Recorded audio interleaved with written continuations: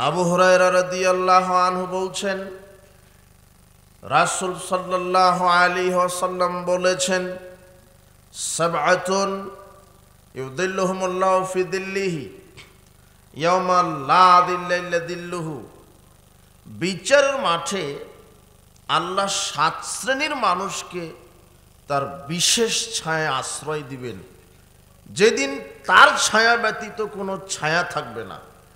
সেদিন 7 শ্রেণীর মানুষকে আল্লাহ তার আরশের নিচে বিশেষ ছায়া দিবেন। তদনা শামসু আমাল কিয়ামাতে কা মিকদারে মাইলিন, যেদিন কিয়ামতের দিন মানুষের মাথার 1 মাইল উপরে থাকবে সূর্য। মানুষ তার পাপ অনুপাতে সূর্যের তাপে শাস্তি ভোগ করবে। যার পাপ বেশি হবে তার কানের লতি পর্যন্ত গায়ের ঘাম ঝরে যাবে। যার পাপ আর একটু হালকা কাঁধ বরাবর হবে। যার পাপ আরেকটু হালকা কোমর বরাবর হবে।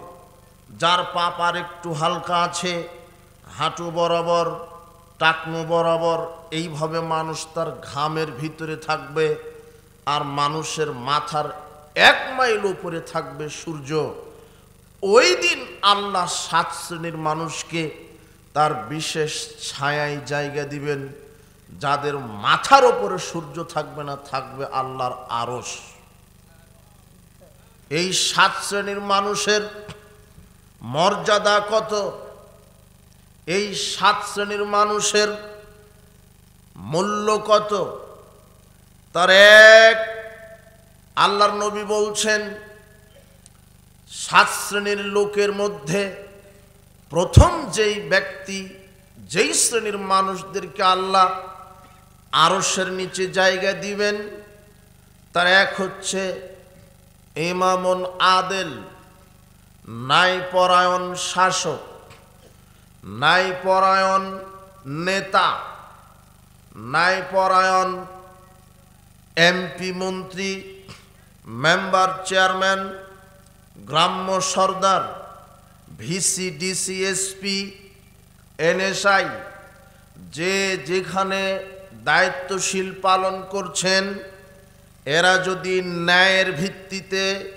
তাদের দায়িত্বটা পালন করে, মেম্বার চেয়ারম্যান এমপি মন্ত্রী এসিডিসি যে যেখানে দায়িত্বশীল, এরা যদি ন্যায়ের ভিত্তিতে আল্লাহর বিধানের ভিত্তিতে সমাজ, রাষ্ট্র, শিক্ষাঙ্গন, অর্থনীতি, সমাজনীতি, পারিবারিক নীতি যদি পরিচালনা করে, যেই নেতা আল্লাহর বিধানে হক এবং বাতিল বুঝে কোরআন সুন্নাহর আলোকে সমাজ, পরিবার, রাষ্ট্র পরিচালনা করবে, সে যেই নেতা হোক, যদি সে ন্যায়ের ভিত্তিতে তার নেতৃত্ব পরিচালনা করে, আল্লাহ এই নেতাকে আল্লাহর আরশের বিশেষ ছায়ায় স্থান করে দিবেন। তাহলে যারা নেতৃত্ব পর্যায়ে আছে, আল্লাহ এদেরকে মুহাম্মদ সাল্লাল্লাহু আলাইহি ওয়াসাল্লামের এই বাক্যটা বোঝার তৌফিক দান করুন, যে আমি সমাজের মেম্বার, চেয়ারম্যান, এমপি মন্ত্রী, আমাকে ইসলামের আলোকেই আমার নেতৃত্ব চালাতে হবে। মানুষের তৈরি করা কোনো ভ্রান্ত মতবাদে আমি আমার নেতৃত্ব দিতে পারি না। মানবরচিত কোনো ভ্রান্ত মতবাদে নেতা নেতৃত্ব দিবে না। নেতাকে সমাজে নেতৃত্ব দিতে হবে কোরআন সুন্নাহ দ্বারা। যখন নেতা কোরআন সুন্নাহ দ্বারা সমাজ এবং রাষ্ট্রে নেতৃত্ব দিবে, সে হবে বিশ্বস্ত নেতা, সে হবে সম্ভ্রান্ত নেতা, সে হবে মর্যাদাবান নেতা।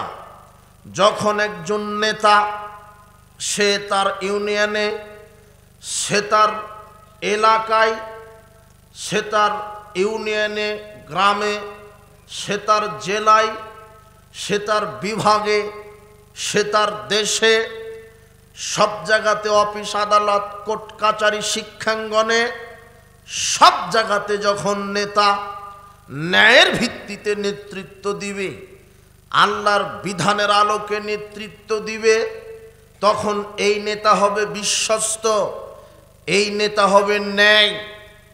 এই নেতা সংসদে বসে সংবিধান করবে কোরআন হাদিস। এই নেতা সংসদে বসে সারা বাংলাদেশে একজন মানুষের আদর্শ প্রচার করবে, যেই মানুষের নাম মুহাম্মদ সাল্লাল্লাহু আলাইহি ওয়াসাল্লাম। কোনো বাপদাদার আদর্শ নয়, কোনো দলীয় নেতার আদর্শ নয়। যখন বাংলাদেশে সার্বিক জীবনে একজন মানুষের আদর্শ বাস্তবায়ন করা হবে, তখন দেশ হবে সুন্দর। যখন বাংলাদেশের সংসদে এদেশের হকপন্থী আলেম ওলামা এমপি মন্ত্রীর চেয়ারে বসে কোরআন হাদিস সংবিধান বানিয়ে যখন বাংলাদেশে নেতৃত্ব দিবে, তখন এদেশের আর আলেম ওলামা ওয়াজের ময়দানে বলবে না, ভাইরা আমার, বোনেরা আমার, সালাত আদায় করেন। তখন ওয়াজে আর বলা লাগবে না সালাত আদায় করেন। যখন এই দেশের হকপন্থী আলেম ওলামা বাংলাদেশের সংসদে বসে কোরআন হাদিসের আইন যেদিন প্রতিষ্ঠা করবে, সেদিন সংসদ থেকে বলে দেওয়া হবে, বাংলাদেশের আজ থেকে প্রত্যেক আকেল বালেগ নারী পুরুষের 5 ওয়াক্ত সালাত বাধ্যতামূলক। যারা 5 ওয়াক্ত সালাত আজ থেকে আদায় করবে না, তাদের আজীবন জেল হবে। এটা ন্যায়পরায়ণ শাসক সংসদে বসে বক্তব্য দিবেন, বিল পাস করবেন। যারাই সালাত আদায় করবে না, তাদের আজীবন জেল। তখন আর মৌলবীকে ভাড়া করে আনা লাগবে না, একটু সালাতের ব্যাপারে বলেন। জি না, মৌলবীর কোনো কাজ নেই, মৌলবী আর কোরআনের কাজ সংসদে। যখন নেতার ন্যায় হবে, তখন সংসদে কোরআনের বিল পাস করে বলবে, আজ থেকে যারা চুরি করে ধরা পড়বে তাদের জেল নয়, যদি চুরি করে ধরা পড়ে তাহলে তাদের হাতের কবজি পর্যন্ত কেটে দিতে হবে। এটা সংসদে পাস করবে। কিন্তু কিভাবে তোমার নেতা এই আইন পাস করবে? তোমার নেতাই তো অরিজিনাল বড় চোর। ও পাস করবে কিভাবে? যে দেশের পিয়ন 400 কোটি টাকার মালিক, সে দেশের এমপি মন্ত্রী কত হাজার কোটি টাকা চুরি করে।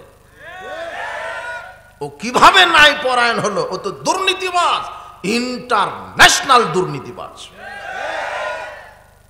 ন্যায় পরায়ণ শাসক সেটা হবে দেশের আলেম ওলামা। কোন লুচ্চা, মদখুর, গাঁজাখুর, ইয়াবাখুর, বেনামাজি, দাড়ি ছাটে, বউ বেপরদায় থাকে, মেয়ে ল্যাংটা হয়ে ঘুরে, চোর, ডাকাত, দুর্নীতিবাজ, এরা বাংলাদেশের নেতা হওয়ার যোগ্যতা রাখে না। এই দেশ মুসলমানের দেশ, এই দেশ হকপন্থী আলেম ওলামাদের দেশ, এই দেশ মুসলিম জাতির দেশ।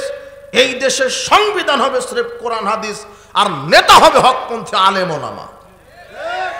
কোন চোর ডাকাত তো নেতা হতে পারে না। মুহাম্মদ সাল্লাল্লাহু আলাইহি ওয়াসাল্লাম বলছেন, 7 শ্রেণীর ব্যক্তিকে আল্লাহ আরশের নিচে জায়গা দিবেন। তার এক, যারা ন্যায় পরায়ণ শাসক। ন্যায় পরায়ণ কে? যে বেনামাজি সে, যে লুচ্চা সে, যে কি দুর্নীতিবাজ সে, যে কি মদের লাইসেন্স দিয়ে নিজে হারামখোর, সে কি ন্যায় পরায়ণ? জি না। ন্যায় পরায়ণ নেতা তো হবে সে যার ইসলামের লেবাস আছে, যে মুসলিম, যার সংবিধান হবে কোরআন হাদিস। আমি মুসলিম, আশ্চর্য কথা, আমার স্রষ্টা আল্লাহ, জমিনে বিধান চলবে আল্লাহর, জমিন আল্লাহর, আকাশ আল্লাহর, সূর্য চন্দ্র নক্ষত্র আল্লাহর। তুমি মানুষ, হে মানুষ, তোমার স্রষ্টা আল্লাহ, তোমার দুটি চোখের জ্যোতি দিয়েছেন আল্লাহ। তুমি যেই দুটো পায়ে হাঁটো তার শক্তি আল্লাহর। যেই হাত নাড়িয়ে কথা বলো সেই হাতের শক্তি দিয়েছে আল্লাহ। যেই মুখ দিয়ে কথা বলো সেই বাকশক্তি দিয়েছে আল্লাহ। আল্লাহ তোমার স্রষ্টা, অথচ সেই আল্লাহকে বাদ দিয়ে মানুষ কি করে তোমার সংবিধান রচয়িতা হতে পারে? মানুষের আইন চলবে কেন? দেশ আল্লাহর, পৃথিবী আল্লাহর, আইন চলবে আল্লাহর, সংবিধান হবে কোরআন হাদিস, আর নেতৃত্ব দিবে হকপন্থী আলেম ওলামা। তাহলে দেশে চুরি বন্ধ হবে, হঠকারিতা বন্ধ হবে, ছিনতাই বন্ধ হবে, সন্ত্রাস বন্ধ হবে, চাঁদাবাজি বন্ধ হবে, লুটতরাজ বন্ধ হবে। কিভাবে মাওলানা সাহেব বক্তব্য দিবে? সুদ খেও না বাবাজিরা বক্তব্যে হবে না। যখন কোরআন সুন্নাহ সংসদে কায়েম হয়ে যাবে তখন হকপন্থী নেতারা সংসদ থেকে পাশ করবে, 24 ঘন্টার মধ্যে সুদী ব্যাংকগুলিকে বন্ধ করে দিতে হবে, বাস খালাস। যখন কোরআন হাদিস সংসদে বসানো হবে তখন আর ওয়াজ করা লাগবে না, বাবাজিরা যুবকেরা মদ পান করো না, বিড়ি সিগারেট জর্দাগুল মাদক, ইয়াবা ফেন্সিডিল খেও না মাদক, এই কথা নয়। সংসদ থেকে পাশ করে দেওয়া হবে আজ থেকে মদ বাতিল, মদের লাইসেন্স বাতিল। যে একবার বিড়ি সিগারেট মুখে দিবে তার প্রথম শাস্তি হচ্ছে সবচেয়ে দামি জুতা দিয়ে 40টা পিটানো। দ্বিতীয়বার যদি আবার মদ মুখে দেই তাহলে 80 লাঠি 80টা জুতার পিটা। তৃতীয়বার যদি মদ মুখে দেয় তাহলে শরিয়া আইন ভিত্তিতে যারা নেতৃত্ব দিচ্ছে তারা বসে বলবে এই লোকটা মাদকে একেবারে আসক্ত, একে 10 বছর জেল দেওয়া হলো। কিন্তু দিবে কি করে? তোমার নেতাই হলো বড় গাঁজাখোর, দিবে কি করে? হয় কি করে? ছাত্র খায়, শিক্ষক খায়, বাপ খায়, বেটা খায়, ইয়াবা খায়, ফেন্সিডিল খায়, গাঁজা খায়, বিড়ি সিগারেট তো আছেই। এই যুবক শোনো, আর তুমি যেই নেতার ক্যানভাস করে বেড়াও, তুমি বলছো যে আমার নেতার চরিত্র ফুলের মতো পবিত্র, 1400 নারীর সাথে জেনার সম্পর্ক আছে তোমার নেতার। ও আবার ফুলের মতো চরিত্র হলো কি করে? তুমি যে নেতার ক্যানভাস করে বেড়াও ও ওজো জানে না, সালাত তো বহুদূরের কথা। তুমি ওই নেতার পিছনে ছুটো কেন? এই নেতা তোমাকে কি দিতে পারে? দিতে পারে হাত ভরে গাঁজা ইয়াবা সিগারেট, দিতে পারে টাকা, চুরি করা টাকা, দিতে পারে গাড়ি বাড়ি। এই নেতার পিছনে ছোট না। যেই নেতা তোমাকে ঈমান আমলের কথা বলে না, ওযু গোসলের কথা বলে না, সালাত সিয়ামের কথা বলে না, বলে অমুকের গাড়ি ভাঙো, অমুকের বাড়ি পুড়িয়ে দাও, আমার ক্যানভাস করো, এই নেতা তো নিজে জাহান্নামে যাবে, তোমাকেও নিয়ে যাবে, তুমি মনে রেখো। এই নেতার পিছনে ছোট না। যেই নেতা আল্লাহ ভরসা নেই, আল্লাহ প্রীতি নেই, আল্লাহর উপরে ঈমান বিশ্বাস নেই, এমন নেতার পিছনে ছুটে যুবক তুমি তোমার যৌবনকালকে ব্যয় করো না। মুহাম্মদ সাল্লাল্লাহু আলাইহি ওয়াসাল্লাম বলছেন, নাই পরায়ণ নেতা সে হবে কোরআন সুন্নাহ দিয়ে রাষ্ট্র পরিচালনা করবে, সমাজ পরিচালনা করবে, এই হলো নেই। সংসদে কোরআন সুন্নাহর আইন যখন পাশ করা হবে তখন আর বক্তব্য চলবে না পরকীয়া করো না, জেনা করো না। কোরআনের আইন চালু করা হবে, হাদিসের আইন চালু করা হবে। ইসলামের আইন কি? কেউ যদি বিবাহের আগে জেনা করে 100 লাঠি পিটিয়ে 1 বছর এলাকা ছাড়া করো। কেউ যদি বিবাহের পরে জেনায় লিপ্ত হয় তাহলে ঢাকা পল্টন ময়দানে হাজারো লক্ষ কোটি মানুষের সামনে যে বিবাহের পরে জেনা করেছে তাকে বুক পর্যন্ত পুঁতে দিয়ে একেবারে পাথর মেরে মাথা ঝাঁঝরা করে দিবে। এটা হলো জেনার বিচার। এই বিচার যখন কায়েম হবে তখন লুচ্চামি বদমাশি বন্ধ হয়ে যাবে, তখন ওয়াজে কাম হবে না, ওয়াজে কাম হবে না, ওয়াজে জেনা হবে। আপনি ঠিক বলছেন, ওই যে আপনার মেয়েটা ওখানে লুচ্চামি করছে, দেখেন ওই ওখানে কেন ওই মেলা বসবে, হিন্দুদের মেলা ওইভাবে বসবে কেন? হিন্দুতে মেলা বসে, হিন্দুর পূজা মণ্ডপে মেলা হয়, ইসলামী জালসাতে মেলা হবে কেন? আরে মাওলানা বিড়ি সিগারেটের বিরুদ্ধে বক্তব্য দিচ্ছে আর বিড়ি সিগারেট জালসাতে বিক্রি হচ্ছে। আপনার মেয়ে আর আপনার স্ত্রী জিলাপি কিনছে, এক কুকুর আর এক কুকুরের পিছনে যেমন ঘেউ ঘেউ করে, আপনার মেয়ের পিছনে যুবক ঘেউ ঘেউ করছে ওইভাবে। আপনি উঠেন দেখে আসেন, লাথি মেরে এগুলি ভেঙে দেন। যান কাপুরুষ কোথাকার! ইসলামী জালসাতে এইভাবে বেহায়াপনা হবে কেন? মাহফিল কমিটির এই পাপ বিচার মাঠে বহন করতে হবে।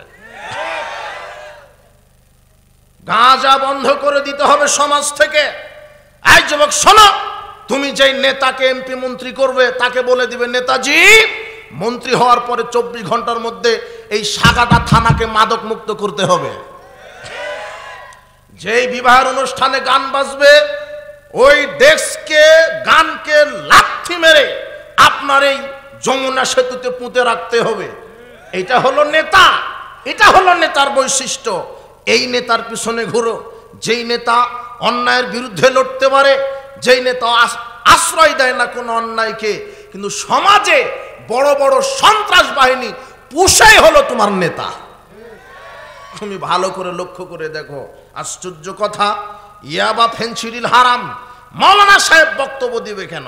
নাই পরাণ শাসক হবে, সংবিধান হবে কোরআন সুন্নাহ, আইন পাস করা হবে মাদক বন্ধ, আইন পাস করা হবে মাদক হারাম, এর ক্রয় বিক্রয় হারাম। কেন? আল্লাহ নবী বলছেন, ইন্নাল্লাহা ইযা হারামা আলা কওমিন আকলা শাই, যখন আল্লাহ কোনো কওমের উপরে কোনো জিনিস খাওয়া হারাম করেন, ফাহাররামা আলাইহিম সামানাহু, তার ব্যবসাকে আল্লাহ হারাম করেন। যেই জিনিস খাওয়া হারাম তার ব্যবসা হারাম। রক্ত হারাম, মানুষের রক্ত হারাম, খাওয়া হারাম, রক্ত ক্রয় বিক্রয় করা হারাম। তবে জীবন বাঁচানোর জন্য দেখতে পাচ্ছেন যে রক্তটা দিলে একজন রোগী আল্লাহ তাকে বাঁচিয়ে দিবে, এজন্য রক্ত দান করতে পারেন, কিন্তু কি করতে পারবেন না? বিক্রি করতে পারবেন না। রক্ত হারাম, রক্ত ক্রয় বিক্রয় করা হারাম। কুকুর হারাম, কুকুর ক্রয় বিক্রয় করা হারাম। খিঞ্জির শুয়োর হারাম, শুয়োর ক্রয় বিক্রয় করা হারাম। বিড়ি সিগারেট জর্দাগুল ইয়াবা ফেনসিডিল হারাম, বিড়ি সিগারেট জর্দাগুল বিক্রি করাও হারাম। হারাম খাবার। যুবক তুমি খাও, তোমার বাপ খায়, গোটা এলাকা মাদকে আসক্ত, সবাই খায়। যার যত বড় ডিগ্রি বেশি সে তত বড় গাঁজাখোর। ভ্যান চালক, ওর ইনকাম কম, সর্বোচ্চ আকিস কোম্পানির বিড়ি। আর তোমার হেডমাস্টার, ওর বেতন 50,000, ও বলছে যে ব্যঞ্জন ছুঁইজ। আর তোমার নেতা, ও তো কলমের খোঁজা দিয়ে 400 কোটি চুরি করে, ও বলছে কিসের ব্যঞ্জন ছুঁইজ, লাগা ইংরেজি বাংলা। যে যত বড় জাতিগত বিদ্যাতে যে যত বড় শিক্ষিত সে তত বড় মূর্খ। ওর দাঁড়ি চাচা, পকেটে সিগারেট। আর তোমার মসজিদের হুজুর, ও হারামখোর, ও জর্দা খায় আর বলছে যে মাকরু মাকরু। তোমার হুজুর, তুমি, তোমার বাপ, তোমার মাস্টার আর তোমার নেতা যেটা খাও সেটা পৃথিবীতে দ্বিতীয় কোনো প্রাণী খায় না। কে তদন্ত করো। তোমার নেতা খায় সিগারেট, তুমি খাও, তোমার বাপও খায়, তোমার হেডমাস্টারও খায় এই সিগারেট, আর তোমার মসজিদের হুজুরও খায় জর্দা।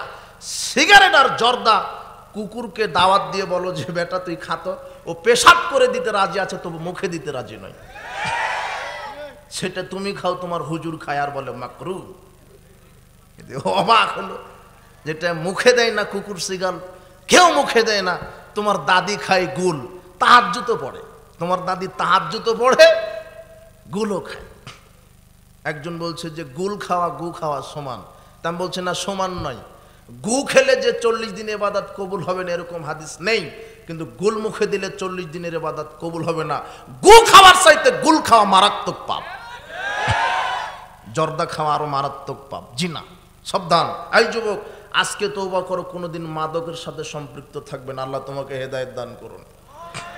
বিড়ি সিগারেট জর্দাগুল হারাম, ইয়াবা ফেনসিডিল হারাম, এর ক্রয় বিক্রয় হারাম।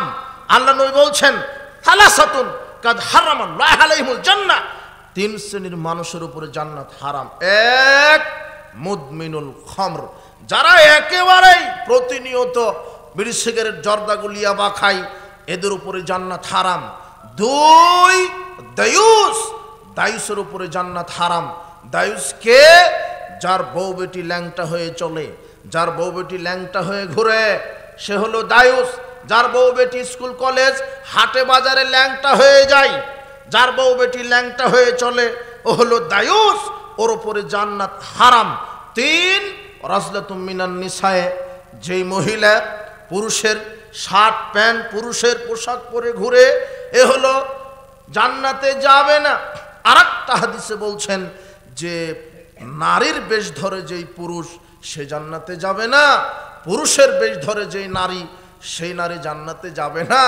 আর এখন তোমার মিডিয়াতে ওই পুরুষ হলো সবচেয়ে সুদর্শন পুরুষ, যে হলো অরিজিনাল হিজড়া, ও হলো সবচেয়ে সুদর্শন। ওর হাঁটার ঢং, কথার স্টাইল একেবারে হিজড়া ফেল, একেবারে ও হলো সুদর্শন পুরুষ। জাতীয় পাগল, ওকে অ্যাওয়ার্ড দিচ্ছে জাতীয় পাগল, যে একেবারে অরিজিনাল, একেবারে অরিজিনাল যে হিজড়া, সে হলো সুদর্শন পুরুষ। অথচ কুকুরের চেহারা ওর চাইতে ভালো আছে। বান্দরের একটা চেহারা আছে, কিন্তু ওর ওরকম চেহারা নেই, কই বোঝা যাচ্ছে না তো। কেন? বান্দর মেকআপ করে না, ও যে মেকআপ করেছে একেবারে অরিজিনাল হিজড়া, একেবারে। বান্দর মেকআপ করে না, তাও বান্দরকে দেখতে ভালো লাগে, আর করবেই তো। ওরা না হয় মেকআপ করে সুদর্শন পুরুষ সাজে। এই যুবক, তো তুমি যে শিক্ষিত, তুমি যে ঢাকা বিশ্ববিদ্যালয়ে পড়ো, তোমার বাপ ঢাকা বিশ্ববিদ্যালয়ের ভিসি, তোমার বাপ অমুক জায়গার ভাইস চ্যান্সেলর, ও যে ওই যে রমনার বটমূলে চলে যায় পহেলা বৈশাখে, ও পহেলা বৈশাখে পালন করে, ওই যে ওই কি পহেলা বৈশাখে রমনার বটমূলে বলছে যে এসো হে বৈশাখ মঙ্গল শোভাযাত্রা, আগে ইলিশ মাছ দিয়ে পান্তা খেয়ে বলছে এসো হে বৈশাখ মঙ্গল শোভাযাত্রা। যখন বলছে তখন তার মুখে আছে বান্দরের মুখোশ। কিসের মুখোশ? বান্দর।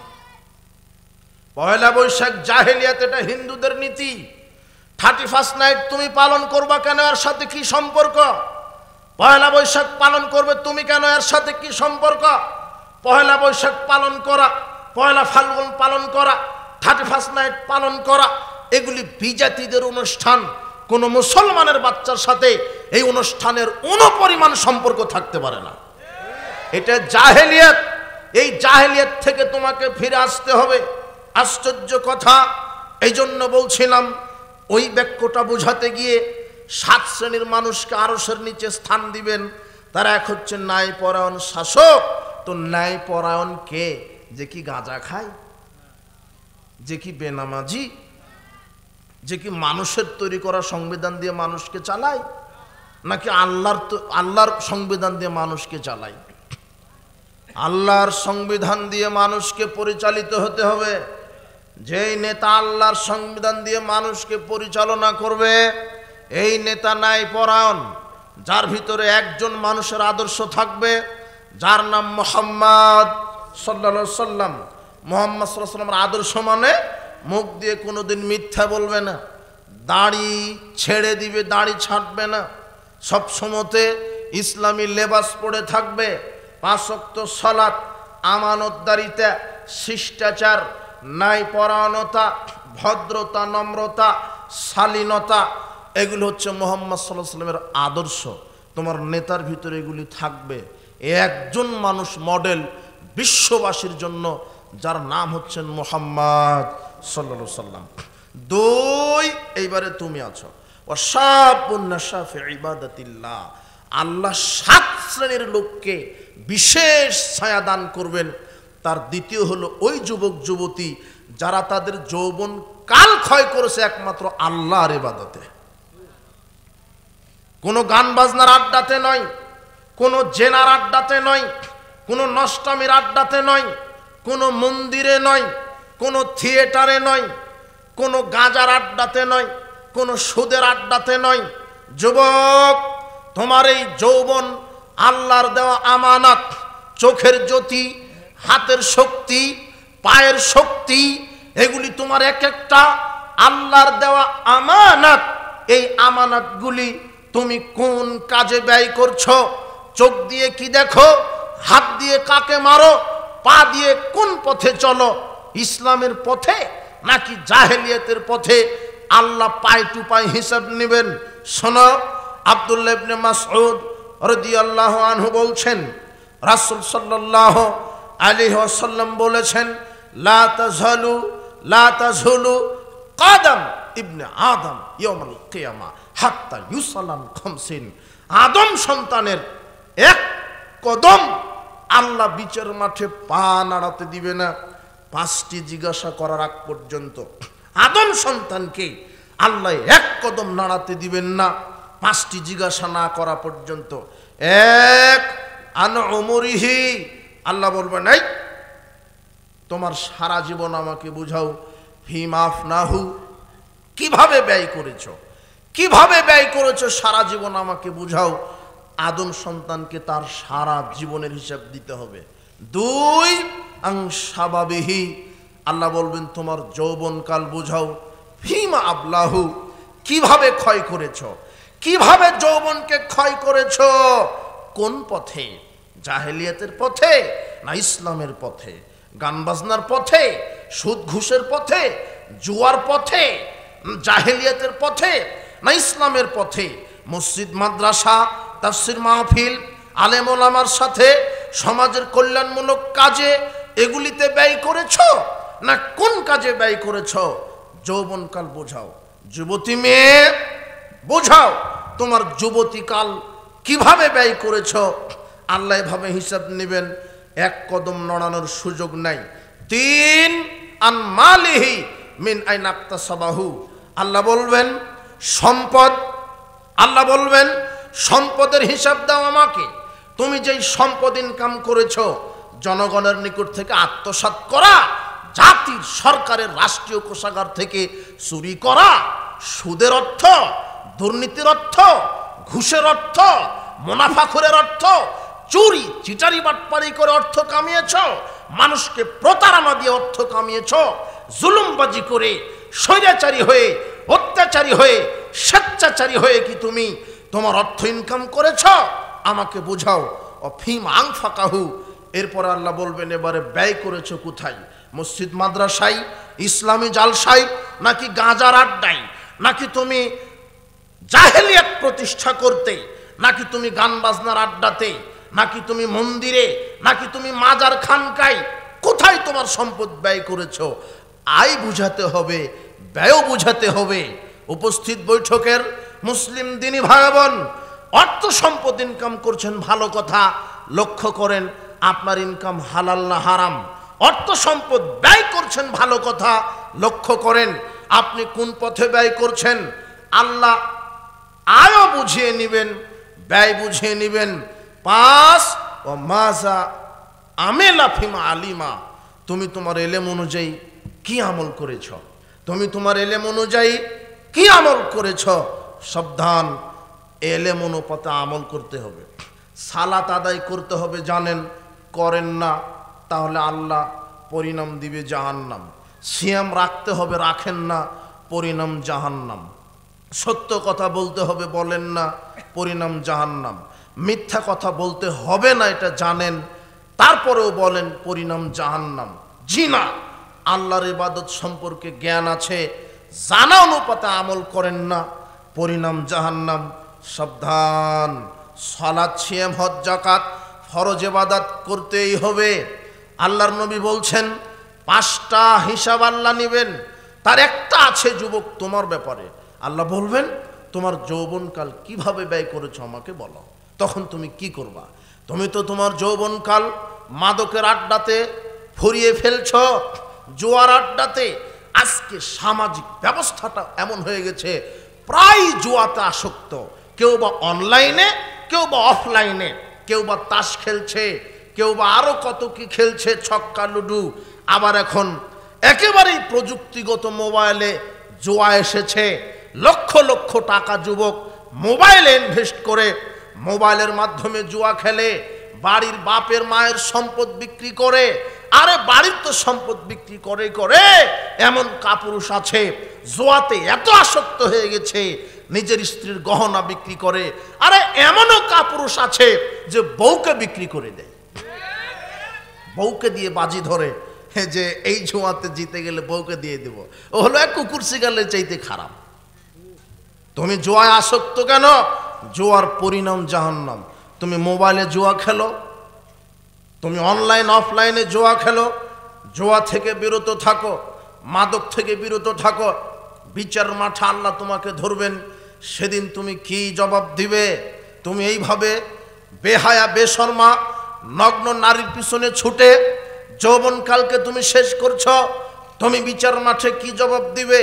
আরে বিচার মাঠে যাওয়া বহু দূরের কথা, তুমি তোমার প্রজন্মকে কি জবাব দিবে? তুমিও তো এক সময় বাপ হবে, তোমারও সন্তান হবে। তুমি যদি এখন লুচ্চেমি করো, তোমার ছেলেটা কি করবে?